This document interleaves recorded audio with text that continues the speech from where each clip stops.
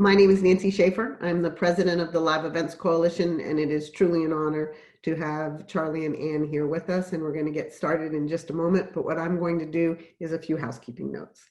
For many of you who've been on a Zoom, you know that there's two buttons down at the bottom. One is a chat box, one is a Q&A.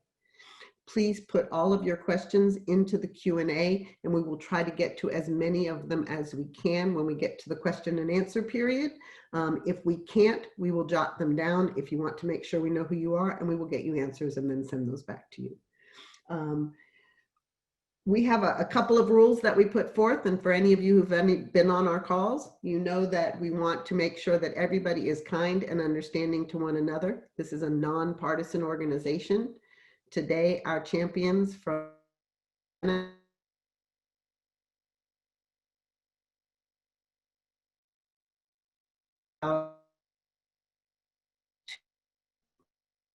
Bill.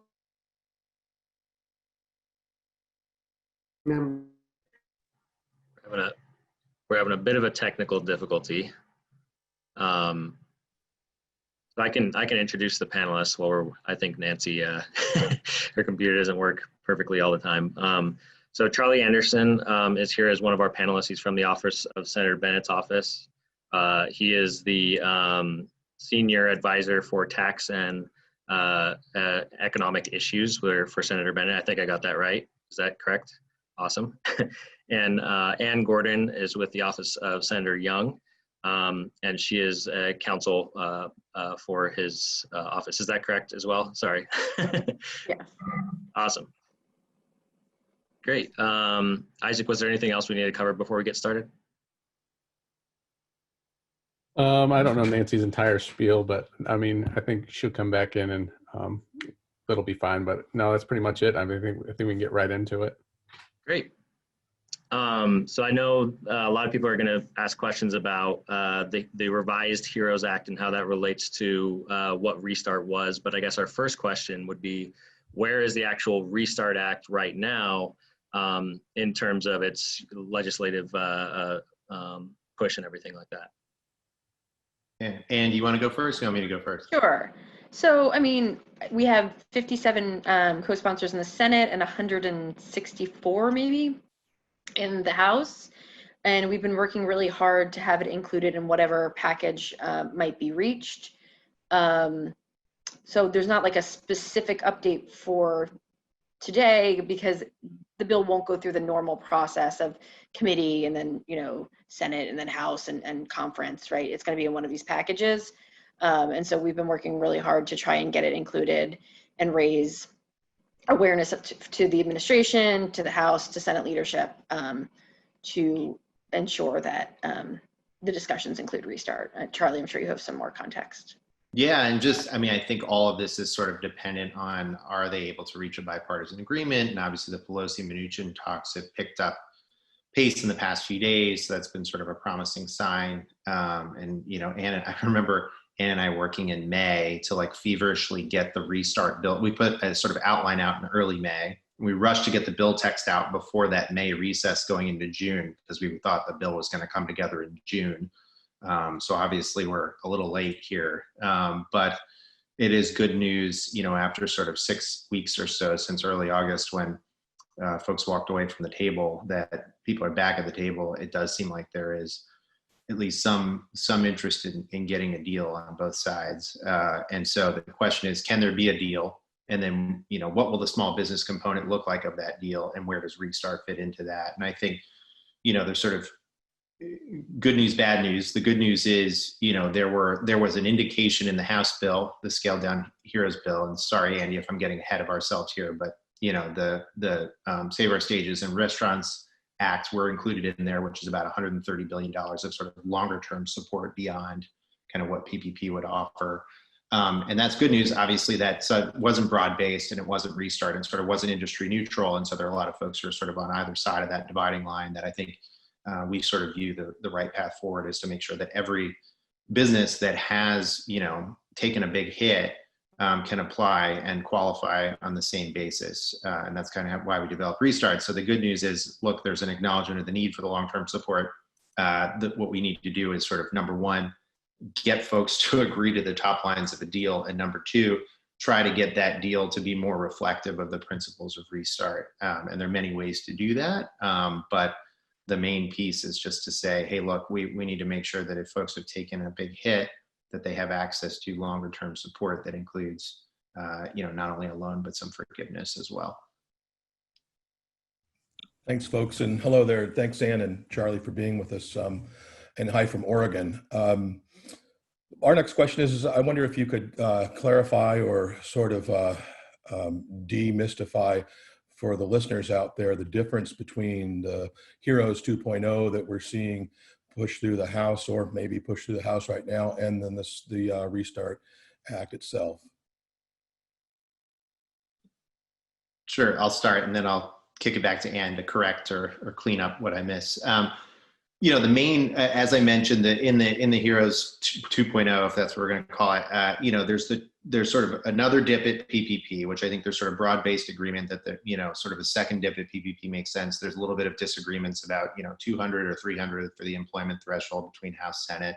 That's sort of all being worked out. There's other small business programs that are sort of included that are the prerogatives of the House Small Business Committee. And then there's okay, what to do about the hardest hit businesses to help carry them through until, really the middle of 2021, when there's hopefully a widely deployed vaccine and things are returning to something that looks like normal. And what obviously we would hope to see, the Restart Act being able to fill that space. In the House bill, as I mentioned, there's the Restaurants Act and the Save Our Stages Act, which are grant programs that are industry specific. And support, basically 2.5 times that much in restart loans, or scale it up to 200 billion and make it 500 billion of restart loans. And that we feel like would probably be a better outcome, because it would place everybody on sort of an equal plane, and the hardest hit businesses would get the most forgiveness, and less hard hit businesses would get less forgiveness. And I apologize, it says my internet is unstable, so if I'm coming in and out, please feel free to cut me off and jump in. But anything to add or say? I mean, I think you've covered it. I don't know if you guys have any follow-up questions, but I think Charlie's got Heroes covered. And can you maybe unpack a little bit about really what the Restart Act itself, as written, would look like for small business? What are the advantages? How does it work? How does it compare to PPP? Sure. So Restart is a long-term working capital loan for our hardest hit businesses. And so Restart, as drafted, would require a 25% decline in revenue. As Charlie noted, we drafted this in May, and we thought this was happening this summer. And so it kind of compares the first half of this year to the first half of last year. We would probably look to expand that and put kind of all of 2020 versus 2019, now that we're kind of further along in the year. But the idea is that you get 45% of your 2019 revenue, and you can spend that money however you see fit. We really feel that business owners know the best things to do for their businesses, and that the government, can't provide a one size fits all solution, that there are different solutions for different businesses. And so the idea is to provide maximum flexibility for these loans, but we also provide an element of forgiveness. And so to the extent that items are spent on payroll for small businesses, and then benefits for all businesses, and there's a PPE provision, and then fixed operating costs, you will get forgiveness based on what your revenue decline is. So if you have a 50% revenue decline, there's a haircut, you would get kind of 45% forgiveness on kind of that smaller bucket of items. However, if you need to, do some additions for social distancing, or make some other changes, or have vendors that you owe money to, there's no restriction that you can't use Restart money for that. So I think the big advantage is that Charlie is the brainchild that said, hey, payroll doesn't work for everybody. Payroll works for some businesses, but PPP is based on 2.5 times payroll, and if you have independent contractors or a capital intensive business, right, PPP is probably not the best solution, and it's a grant program, which I guess is nice for businesses, but if you don't have those payroll costs, you kind of need a different grant. So Charlie, I'll let you fill in whatever I missed. That was great. Yeah, just to add to that, I think Ann said it well.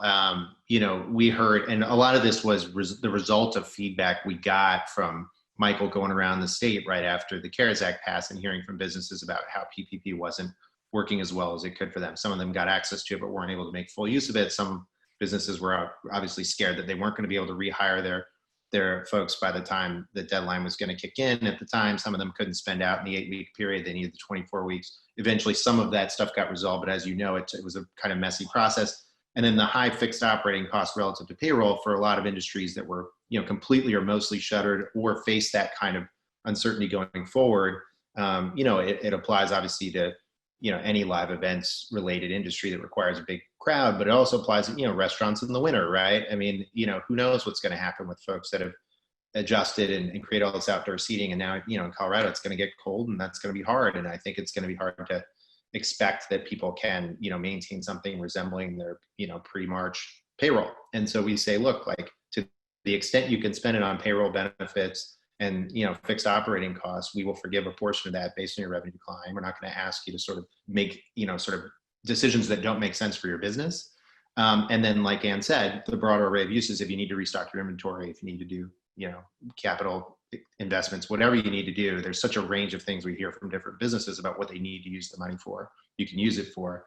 And then once you come back and say, okay, my revenues are down this much in 2020 versus 2019, a portion will be forgiven based on that revenue decline, and the remainder can be repaid over 7 years. And you get 2 years to basically get back up and running. There's no interest or principal due in the first year, no principal due in the second year. And then you basically have, some good runway to sort of get back up to normal before you have to start making the full payments. We're trying to make the interest rate as low as it possibly can be, while also ensuring that there's going to be enough of a market there and enough lender participation that there will be, sort of widely available loans. Before I hand it off to Isaac, Charlie or Ann, can you break down how the forgiveness piece works? I'll let you do Yeah, that, so Charlie. I think there's like the original conception, and sort of alluded to this. There's the original conception, and then there's where we probably are now. And I think the basic idea was, it's funny how much things have changed from May to now. But you get the 6-month covered loan period, right? That's the amount of time you have to spend the money, and that's just, it's 40. The amount of the loan is 45% of your 2019 gross receipts. So it's meant to finance basically 6 months of cost. In that period, to the extent that you spend it on payroll, benefits, fixed operating costs, your rent, your utilities, all those kind of things, that's your sort of forgivable expenses. And then you multiply that by how much your revenues are down. And we used to have sort of a 0.9 haircut. I think, as Ann mentioned, having talked with the lenders, et cetera, it's just easier to say, what's your 2019 revenue? What's your 2020 revenue? It's on your tax form. It's the first line, gross receipts, so figure out what the percentage decline is, multiply that by the amount, that you spend on forgivable expenses, and that's the amount that's forgiven. And so it's pretty simple, and we've talked a lot with the lenders to figure out how to make it sort of a more streamlined process. So that's probably where we're headed, is year over year, revenue decline times forgivable expenses is the amount that's forgiven. The remainder is repaid over 7 years, like I said, with a runway to get going and reasonable interest rates. So I'm seeing a bunch of questions that kind of relate to this. So the haircut is just a reduction. So instead of getting 50%, the haircut is the multiplier that you'd multiply it by. So it's just that you wouldn't get a straight percentage. There'd be a reduction in that percentage. And the money would be coming from private lenders similar to PPP. We tried to make the application process, or instruct Treasury, we've not made an application, but to instruct Treasury and the SBA to make the application kind of as streamlined as possible and to base it on the PPP application, because we know that the compliance burden is high. We want to make this as easy as possible for these businesses that need it. So I hope that's helpful. Yeah, and one other question that I don't know if folks have been able to follow it as well, probably as Anna in the chat, but one other thing people ask is, can I get PPP and a restart loan? And yes, a second dip of PPP and a restart loan, or you can get an EIDL or whatever. It's just the only thing is you can't spend the two different things on the same. You can't attribute the same payroll expenses to both your PPP and your restart loan. Thanks very much. Isaac? Yeah, moving on into our next section of questions, and then after that, we'll get into audience questions as well, just so you know. We'll go back through, and I know Andy and Nancy will look over some of the audience questions we'll want to ask. But as far as kind of our next set of questions is, we're kind of in crunch time right now, and we're wondering for everyone viewing here and everyone working hard on this behind the scenes, who are the surgical targets we should be reaching out to right now in order to see relief legislation happen as soon as possible? And I guess the kind of caveat to that question too is, what do you see are the likelihood of this? I mean, of actually happening before the election is one of the questions that's out there. So I think in the last 24 hours, a lot has happened. Pelosi and Mnuchin are negotiating. I know my boss has reached out to Mnuchin. I'm pretty sure Charlie's boss has reached out as well to leadership, and we are trying to get restart in part of that package. We think we've gotten some good traction, but as Charlie's noted, if there's no package, there's no restart. That being said, I think if negotiations fail this week, Rubio has noted, and others have noted, that they still want to do something before the end of the year.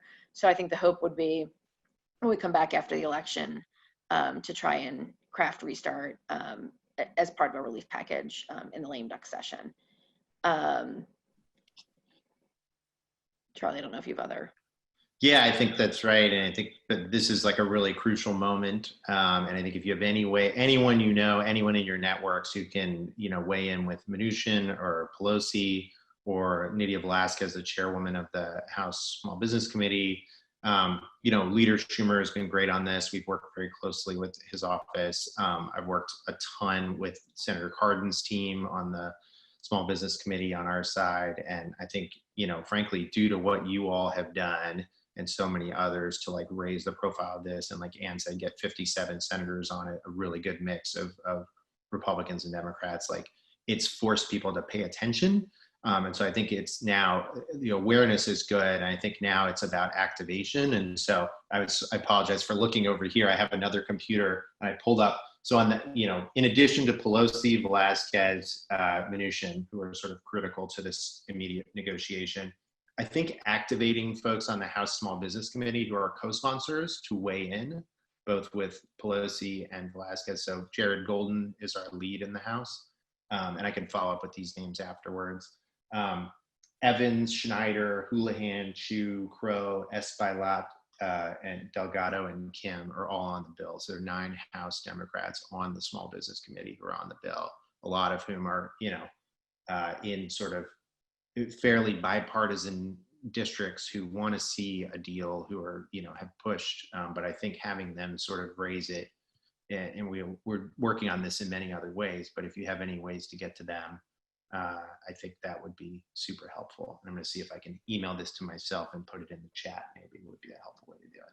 Yeah, so I think also the people in the Problem Solvers Caucus are very helpful. So we did get a question of kind of how the interaction of restart with some of the bailouts for the airlines. And well, I think an overall package, there's one pot of money and there's one top line. These programs are distinctly separate. The airline bailout comes from the 13(3) authority from kind of the Fed. And that's a separate pot of money than this program that would be administered from SBA with kind of Treasury's assistance. So there has been discussions about repurposing some of the $454 billion that went to those programs. Both the Fed and Treasury have testified at the Banking Committee and other places that they're willing to kind of move some of that money, but they need congressional authority. But I don't think you should feel that because American Airlines or Delta or someone's getting a bailout that's going to impact restart. Great. Just one more follow-up question to that. As we're reaching out, what is the best call to action of what we should be asking for the people we're contacting and targeting right now? Is it co-sponsoring a bill, publicly supporting it in some way, doing an op-ed, signing a letter, just bringing it to the floor for discussion? What are the types of asks that we should be doing as we target people? I think this week, kind of talking to leadership and talking to the people that are involved in the negotiations, and additional co-sponsors are always helpful. I think if negotiations fail, we can definitely talk about, op-eds and other, measures to make sure that, the momentum's not lost. And Charlie, if you have other thoughts. Yeah, I think that's right on that. And in particular on the House side this week, I think, Ann and I we've worked with you all and others on, like, every single senator has been contacted many, many times about this. So if they aren't co-sponsoring yet, they're aware of it. And I think the real focus this week is on the House side. And I do think, so if they're not yet co-sponsoring it and you have connection to them, I just sent around the full list of House co-sponsors, the link to that. So if your home district House member is not on the bill, please encourage them to get on the bill. If they're already on the bill, encourage them to reach out to leadership and the chairwoman of the Small Business Committee. And on the Republican side, obviously the Treasury Secretary, who's sort of key to the negotiation. I think, yeah, in general, that's the biggest thing. And I think the most important thing to say is, and somebody asked about this, about where does Save Our Stages fit into this? There's this industry specific support. And I think, frankly, a lot of folks think, oh, we took care of it, right? We did the Restaurants Act, we did the Save Our Stages thing, and that's it, right? And I think, as you all know, there are people, like I said, on either side of that dividing line of in or out. And I think people are not necessarily appreciating that if you do a program like those programs, right, which obviously those industries both need help, but you leave out a lot of folks who are similarly situated, there's going to be a lot of backlash to that. And so I think just making people aware that there are a lot of businesses that are hurting, that are outside of the lines of those two bills, and either as an additive thing or as something that would, take the money that's allocated for both of those, help restaurants, help venues, right? The independent venues and the Restaurant Association are both on the Restart Act, and sort of do it more broad-based is a better way to do it. We feel pretty strongly about that. And I'm sure a lot of your members do as well. Looking at some of these questions, we have one that's one of the first questions that got asked is, does this cover independent contractors? Yeah, so similar to PPP, independent contractors would need to kind of get their own loan. So kind of you could be counted in the revenue, I guess, of a company that you work for, but if an independent contractor wanted assistance, they would need to get their own loan, and Restart allows you to do that.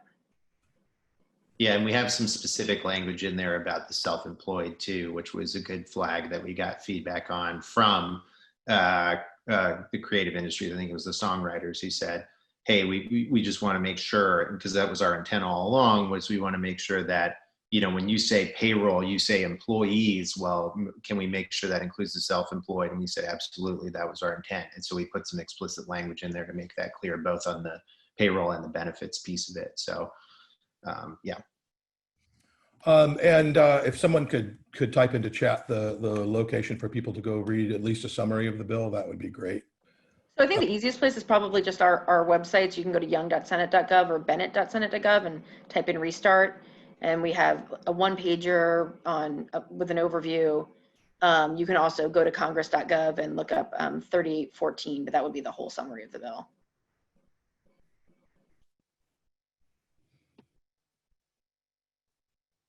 There are a few other questions that are coming. Welcome back. Thank you. Technology and myself are not particularly my favorite thing. There's a question about the criteria that 60% of all monies were spent on payroll. And is that a threshold that's currently existing in Restart, or have you adapted it differently? There's no requirement that any dollar be spent on payroll. That being said, that is a forgivable element. So to the extent you spend money on payroll, you're eligible for forgiveness on those expenses. I think someone also asked, hey, I don't know what I'm making in 2020. What am I going to do? So the idea is that you base your loan amount on your 2019, and then you wouldn't necessarily know your forgiveness until you prepared your 2020 tax return. We have another. Yeah. Go ahead. Sorry, I had a thought, and now let me see if I can get it back. Now, go ahead. I'll think about it. It'll come back.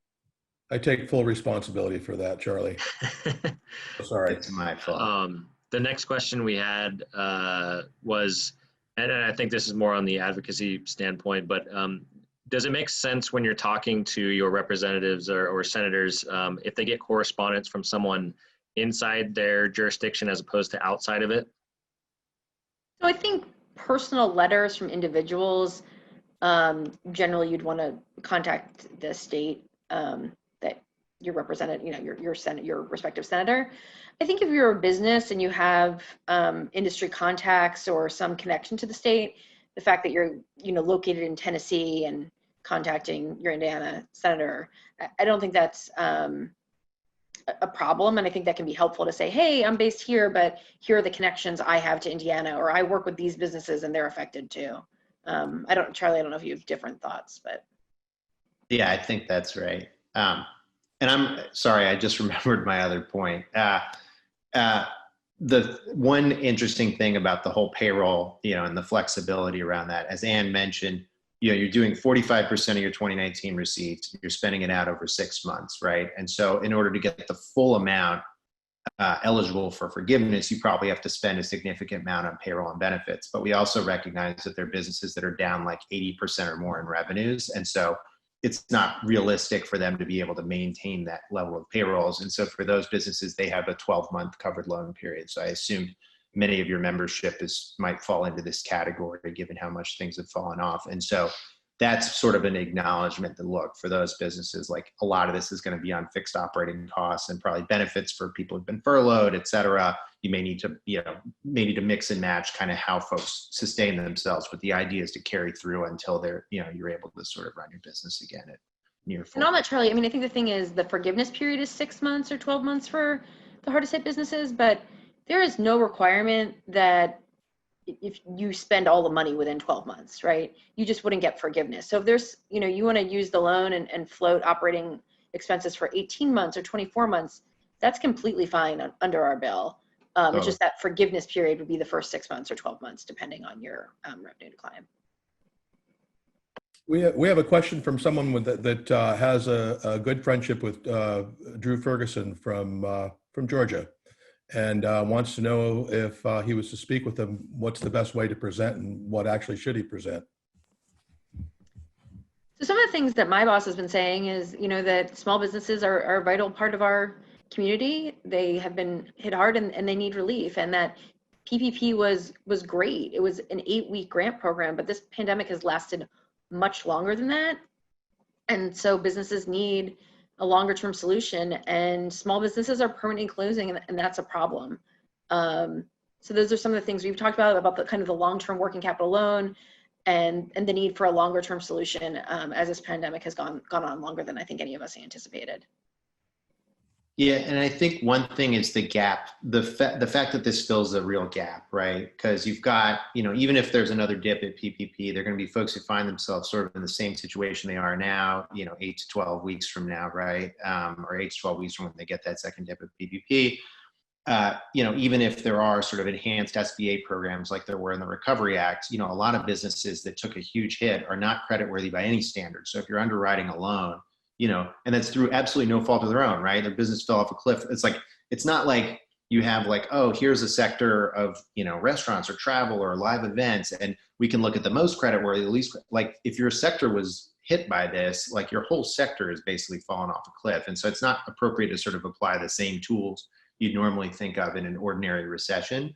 And I think the gap filler here is there are going to be a lot of businesses that are not able to survive to the other side. And I think from a Democratic perspective, one thing that's really powerful is to say, if you're worried about people who work in those sectors, right, and people are, you know, not having anywhere to, if there's a glut of people who are unemployed and aren't able to get back to work very soon after we sort of get a widely deployed vaccine, you're going to have even longer term unemployment. I think having gone through what we went through after the Great Recession, you know, we see what that does to, you know, to our labor market, to people, to families, you know, and so I think avoiding that is going to require keeping businesses that people spend their lives building intact so that they can then on the other side bring people back to work as soon as possible. And obviously for, you know, industries that have a live audience or a large crowd, like it's going to take a while. And I think there's a gap if you don't have something like this in there. And I think that's a really important message that people need to think about.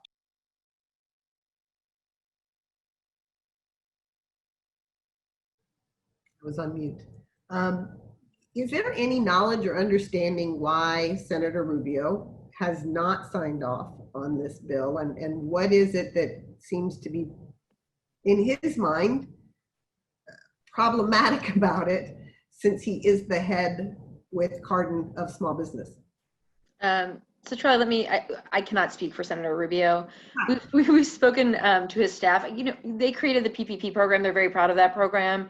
They want to do a second round. They think that's super helpful. We agree with them on that. And then they came up with a 7A loan program that provides credit support. And it's a tool that was used in 2009 and kind of that's where they're focused. And we've had multiple discussions with the staff, and my boss has talked to Senator Rubio. So, you know, I think he's well aware of how broad our support is. But, you know, I can't exactly speak to, you know, why he's not, you know, fully on board. But Charlie, I don't know if you've got a magic 8-ball into Senator Rubio. Yes, the answer is no, I'm kidding. I mean, I think they've acknowledged the need for longer term support, which was a helpful step in the HEALS Act, right? And I think there is sort of widespread acknowledgement that we need to help businesses beyond just another dip at PPP. I think the particulars of the program, you know, we obviously feel pretty strongly that like we've spent a lot of time talking to like a lot of businesses, and we've tried every single avenue you could think of about how to deliver a program like this with a limited amount of money. That's an important thing. Is, you know, obviously it'd be easy if we could just do targeted grants that were scaled to the size of the whole for every single affected industry. That would probably be a better solution. That's going to cost way more than it seems like people have an appetite for. And so we're trying to take every dollar and stretch it as far as we possibly can. And so I think, look, at the end of the day, if Pelosi and Mnuchin can agree to it, I think folks will accept it. It has wide enough support that that it is, you know, possible. This question comes from Minnesota. I'm going to read it. It's a little bit long. I'm going to read it exactly. Businesses in the live events industry often have wild swings in income from year to year. Depends on the events and scale of events that they are supporting in that year. My 2019 tax return is not a good reflection of a typical year for me, whereas 2018 was an amazing year. Is there any chance that they would look at a 3-year average for income for businesses like ours? So Charlie and I have discussed this a bunch, but we do want to make it as easy as possible. But I think that's something that could certainly be handled kind of through regulatory authority. Or Charlie, I don't know if we have other comments or thoughts. Yeah, we do have, I mean, I don't know if it would apply if it's a seasonal business, but we do have special rules for new and seasonal businesses. And some of that we sort of defer to the administrator and the Treasury Secretary, because obviously there's like such a diversity of what people are dealing with. But in Colorado, for example, seasonal sectors are hugely important. And so we're very aware of, you know, kind of the ski industry and all that. I mean, part of what we solve for with the seasonality is we do it based on full year revenues, is the loan size. So, right, you know, people they were like, well, you're comparing our, you know, monthly payroll to a time when is our down season. That doesn't make any sense. We sort of solve for that by saying the amount you're able to borrow is based on your full year revenues. That doesn't solve the issue of 2018 or 2017. You know, I think to some extent, hopefully within those kinds of rules, people can make some adjustments.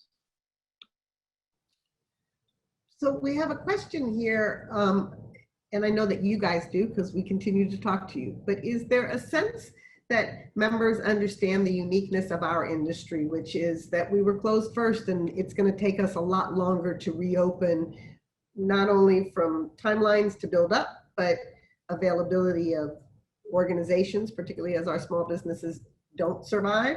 And the question is, do we know anything yet about what the forgiveness is on PPP and how some of our small businesses who have taken on debt that was not intended will be that will take them years to pay off? Is there any discussion about our unique situation? We don't want to carve out, but ours is somewhat unique in terms of other small businesses and independent contractors. So I think in Restart, that's why we made the 2 tiers of kind of 25% decline to get in and the kind of enhancement for the 80% decline. I think our bosses are well aware. I can't speak for the rest of the Senate. As for the forgiveness on PPP, we are well aware of the problems. And I know I personally have been pushing SBA and Treasury. I think I emailed them 3 days ago. I know my boss has. I know many other members in the Small Business Committee on both sides, have been pushing for kind of better guidance. I think something came out yesterday, the day before, helping to expedite the process a little, but I think, yes, more guidance is needed. I think forgiveness applications, I know some banks are hesitant to take them because SBA hasn't given them the full cadre of guidance that they need. And I think that's something we're going to continue to work on, because, you know, we realized that people took on this debt for 8 weeks because they thought it was being forgiven, and kind of having this hang over you when you have all these other stresses of the pandemic is just not helpful for anyone. Yeah, and my sense is that the House bill, the HEROES 2, does address a lot of those issues in a way that makes it more streamlined, the forgiveness process. And so hopefully something like that gets hashed out. It'll make it easier not only to get out from under the sort of existing PPP stuff, but, you know, one of the things we heard from the lenders a lot was, look, we're not going to do a new program until you figure out the PPP stuff. And so we've worked a lot to, you know, I think we've, as Ann mentioned, you know, there are a lot of folks who feel a lot of ownership over the PPP program. We've sort of said, okay, do your thing, but please, we just have to have, you know, like, you need to resolve these issues, make it clear, make it easy. You know, this was supposed to essentially be a grant if people followed the rules, or at least mostly forgiven if they wanted to hang on to a little bit, like Ann said, for future use. And it wasn't, obviously. And part of that is just the reality of, you know, we were in the middle of a pandemic. It was crazy. There was, you know, it was passed in 2 weeks. And like, look, I think I have a lot of sympathy for people who put that together. And I think, look, in the absence of PPP, things would have been much worse. I think we should all acknowledge that, right? But at the same time, we do hear a lot about the need to resolve it. And part of what we tried to do in Restart was like have that conversation with the lenders. And frankly, the reason that, I mean, part of the reason we were able to even get people to pay attention to us was because of what you all had done, the independent talent folks, the artists, the, you know, people, wedding planners, the, you know, anyone who had sort of a business that required a live event. And obviously the venues were getting up here and making themselves known. So I think there is a pretty good awareness of the different sort of dynamics your industry faces. I think where there isn't as much awareness is, oh, we did the Save Our Stages thing, so like everyone's taken care of. And I think there are obviously some people who fall, again, on either side of that line.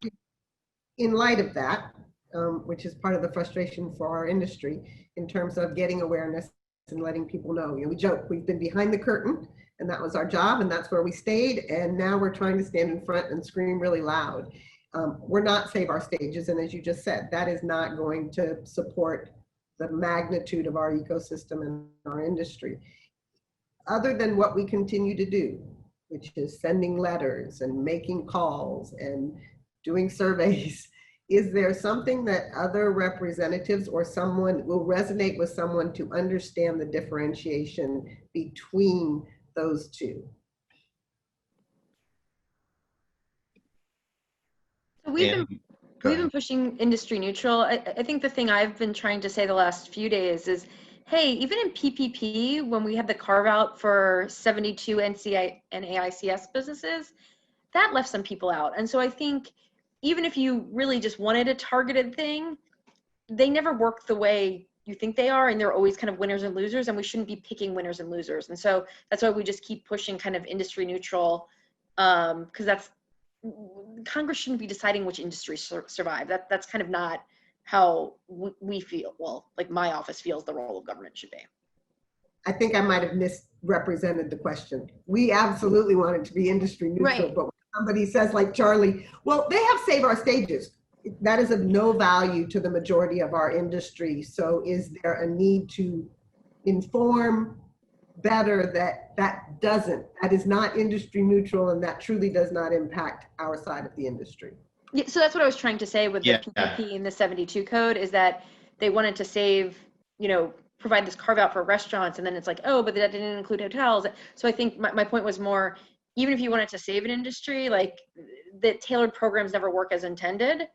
And I think I saw a stat somewhere that, you know, the people behind productions, Save Our Stages only save like 8% of them. I don't know if that's a true stat, but I think information like that, like, hey, you're saving this, and what you're not saving is, you know, lighting and you know, screenwriters and whatever. So I think kind of pointing out like, hey, you're helping this venue or this, you know, segment, but what you're leaving out is all these other things. I think those are, I find those things helpful. I don't know what you find helpful, Charlie.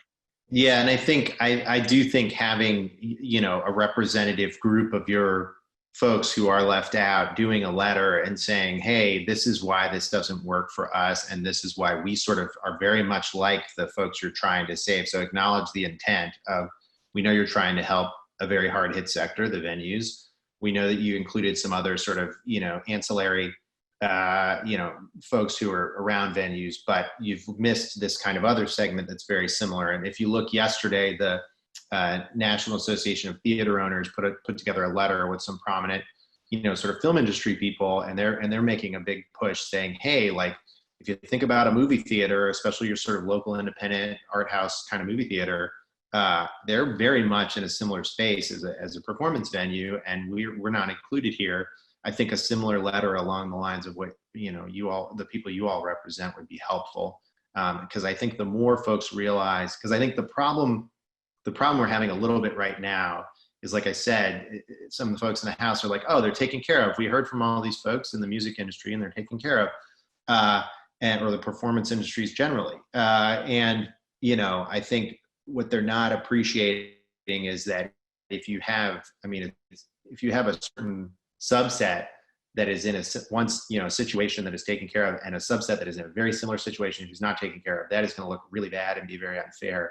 And I think folks need to hear that and say, hey, look, you know, not only I know what you're trying to do here, but here's a better way to do it. You know, I think is probably the right way to go about it.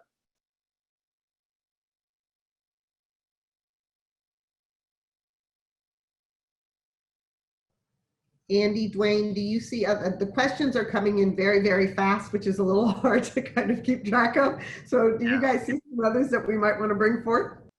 Yeah, a simple one here. And I know there's been talk about this, but with PPP and with Restart, are these things going to be considered taxable income, do you believe? Charlie, I'm guessing you want me to take that one, huh? Yeah, well, we can tag team it. Go for it. You'll probably do a better job than I will. So Restart is a loan, and so loans are not taxable income. However, when you forgive the loan, that's when it becomes taxable income. And so in Restart, as drafted, up to $250,000 would be excluded from income. So basically you would get $250,000 of forgiveness, and that would not count as income. And on the deduction side, we included similar language to what was in the first draft of Heroes, of allowing businesses to get deductions to the extent that there's not an inclusion. So it's kind of a technical answer, but Charlie, I don't know if you have more color on that. Yeah, so basically for the purposes of Restart loans, we allow you to deduct for the expenses, which I know was an issue on the PPP side. And then for the forgiveness, there's an exclusion. And then above that, you'd pay on that, but it would be over the course of 5 years. So you'd sort of space it out above 250,000. We have a question here about the 80% decline. The inquirer would like to know what the confirmation of the time period is. Does it start with COVID's hit, March, April? Or how does the 80% rule work on the forgiveness side? Yeah, so in the bill, it's an 8-week period. I think it's probably ended up being a 13-week period. So sort of either a full quarter or a 13-week period in the beginning of the year. I can't remember the exact range that we sort of settled on, but basically, if you had a year-over-year decline in a quarter or a 13-week period following, I mean, it doesn't have to be March 15th, but if you take it March 15th to June 15th, is a pretty bad period for a lot of folks, right? But you can sort of move that 13-week period around. So we give a little bit of flexibility there. But yeah, it's basically in the early part of the year over a 13-week span. That's not the public version. That's sort of where we are now. So I'm just trying to give you a little bit of where it's probably headed rather than public version. I think is 8-week period. We have a question from our New York, New Jersey chapter. Does the bill have the possibility of running out of money? It does, and I think that's part of the sweet spot here is trying to figure out, and we've done a lot of work with like folks like Opportunity Insights, I think they're called at Harvard, Raj Chetty's group, who's looked at sort of real-time small business data segmenting the small business sector to say, okay, for firms with under 500 employees, what percentage have suffered this revenue decline, literally in 5% increments, figuring out where the sweet spot is of eligibility, figuring out what we expect recovery to look like, and then thinking about what is the forgiveness going to be, how much is going to be remaining in the loans. And part of what we didn't want to create was sort of like round one in PPP, where like some of the more well-connected or sort of existing lending relationship businesses with a bank got in and others did not. And the other piece that we're thinking about that is likely to be a part of this, if it gets in there, which you saw in sort of the House Heroes 2.0 with respect to PPP, is having like a certain set aside for the smallest businesses. So whether it's under 10 employees or 25 employees, saying, let's put a pot of money aside to say, it's just a reality that the folks who can hire, an accountant, a lawyer, et cetera, are probably going to be able to get through the process faster. So let's not have all the money run out before your sort of, 5-person business is able to get through the door. And with a fairly reasonable set aside, let's say 20% of the funds, you could make sure there's enough there that folks aren't going to have to feel like they have to rush to the entrance and compete with, a 400-person firm. But yes, obviously if there's a lot of uptake, the money could run out. I think the view now is we need to get what we can get, see how it goes. And then, if there is a lot of uptake, then, we want to make sure that there will be, and there will, hopefully be sort of a new, a new, more willing Congress in the new year. And so if there's a lot of demand, I suspect there will be a chance to go back again. One last thing that I'll read, and then I'll turn it back over to Nancy and Isaac. And this one I think we all realize is pretty critical. They'd like to know, what is the Senate leader's position on Restart, or just assisting the entertainment industry in general with financial relief?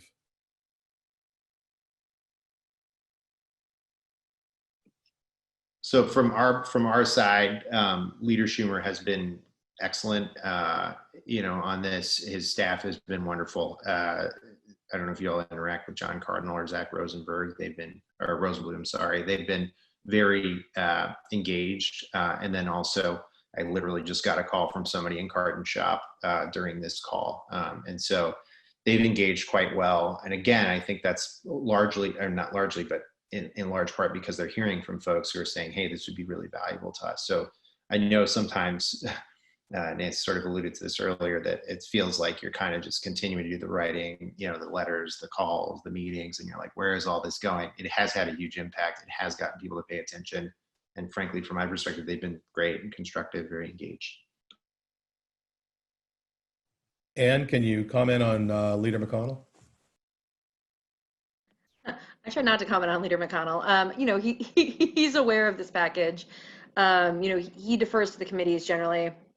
And of course, he's left the negotiations up to Mnuchin and Pelosi. So, my boss is in his ear all the time about it, and we're continuing to push. But, I think he's, been pretty public about his statements as to, allowing the process to kind of play out, and the Senate will take it up, after there's a package.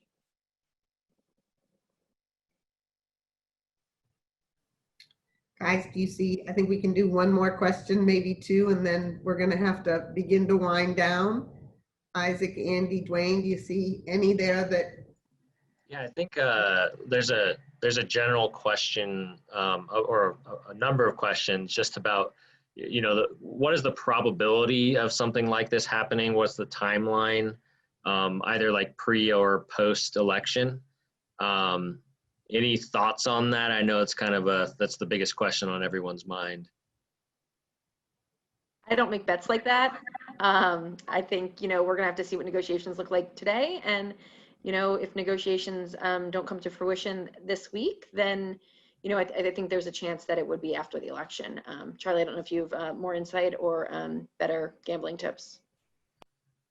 Yeah, I would just say, it's so hard to tell. Last Friday, I was pretty much like, this is dead. We're in trouble. And then all of a sudden, and then Monday night, the bill comes out. You don't see Restart in there. And, you're kind of like, they're just going to take a vote on it and leave town. And then it was like, basically yesterday, was it? Yeah. Wow. It feels like it's been a month.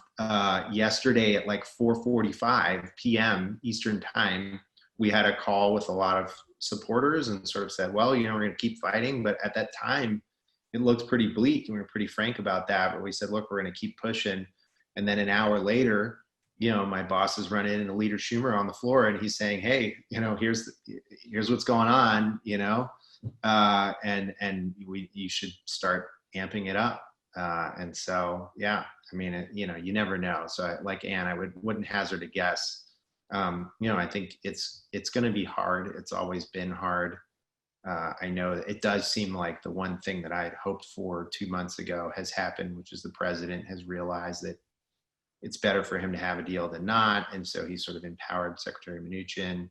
On the other hand, you got Chief of Staff Mark Meadows running around on the Hill. So who knows? Like, it's not, I think if Mnuchin were left to his own devices and were able to work with Speaker Pelosi and Leader Schumer, we'd be able to get a deal. And the question is, is that going to be allowed to happen, or is someone going to try to undermine it? So I'm not sure that we shared with you our survey results, but I think that the concern of this audience, based on our survey results, is if we don't get something in the next 30 to 60 days, based on that, we will have almost 40% small businesses in our industry closed. And we will share those survey results with you if we have not. It is powerful. It is heartbreaking. So to hear after the election, or not even until after the first of the year, I can tell you that from this industry, for many, it's a death notice. And we're not sure how to make sure we get that across.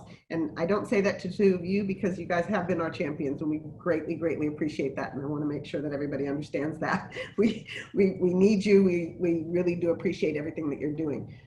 But our people are in a desperate situation. And there is great fear.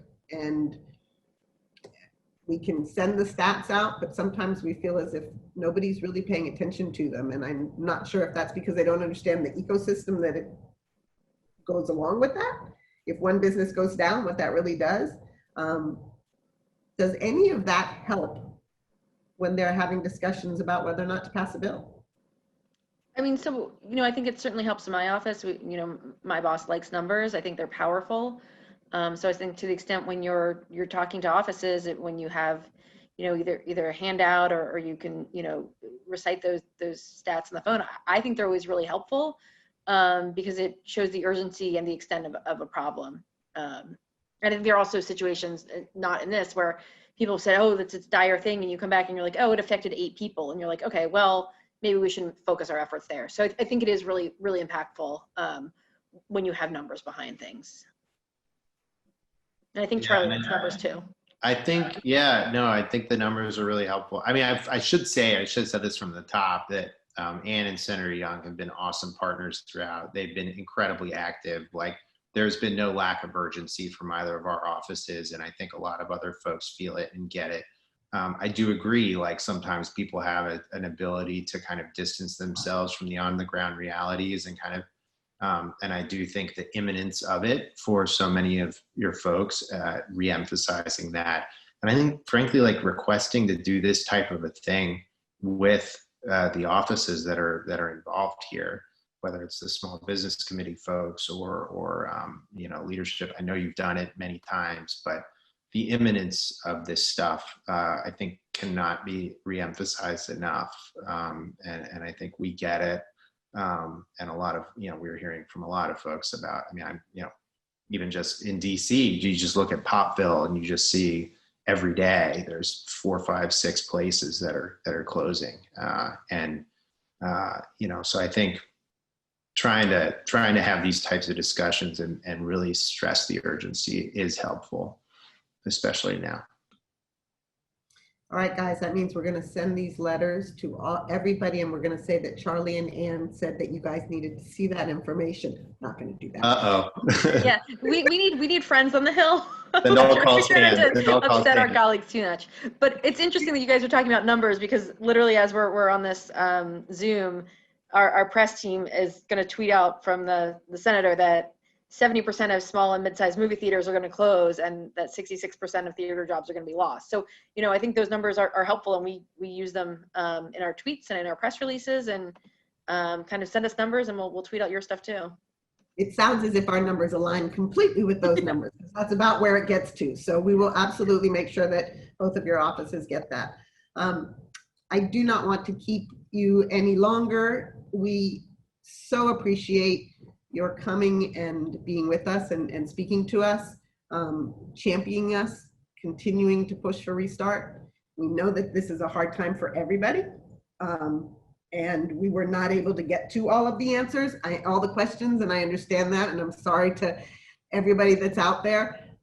We will continue to have dialogue with both of your offices and continue to fight for our industry and all small businesses. They are the backbone of this country, as we all know, and the reality is, as I'm in DC, on Capitol Hill, those people at the street need to pay attention. Right now, it doesn't feel desperate, but it will. Well, thank you guys as well. Thanks. Charlie has been great. And Charlie and I are always happy to answer questions. So I don't know if you or Ivory or someone wants to compile all the questions, but if you send us a list, we'll try and get answers back to people. That would be remarkable. Thank you so very much. We greatly appreciate it. Yeah, thanks to you all. Please stay safe. And you. Bye-bye.